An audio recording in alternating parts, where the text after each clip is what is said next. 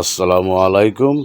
প্রিয় দেশবাসী, police Bangladesh police প্রশাসন মাদক বিরোধী অভিযানে নেমেছে। মাদক গাঁজামদ যারা খায় তাদেরকে ধরতেছে এবং ধরবেন।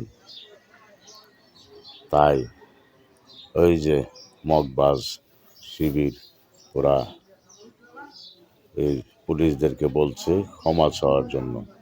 কেন বিশ্ববিদ্যালয় বা এসব জায়গার মধ্যে ওরা অভিযান চালাইল। যে কোনো জায়গায় অভিযান চালাইবেন, সরকার অনুমোদিত পুলিশ বাহিনীরা, যে কোনো বাহিনীরা মাদকের বিরুদ্ধে, সাদাবাজ সন্ত্রাসীর বিরুদ্ধে অভিযান চালিয়ে দেশটাকে সুন্দর করে করার চেষ্টা করবেন। আমাদের নতুন প্রধানমন্ত্রী, সম্মানিত প্রধানমন্ত্রী জনাব তারেক রহমান, উনি প্রেসিডেন্ট রাষ্ট্রপতির সন্তান, তিনবারের প্রধানমন্ত্রী বেগম খালেদা জিয়ার সন্তান। উনি হয়েছেন এই বাংলার প্রধানমন্ত্রী।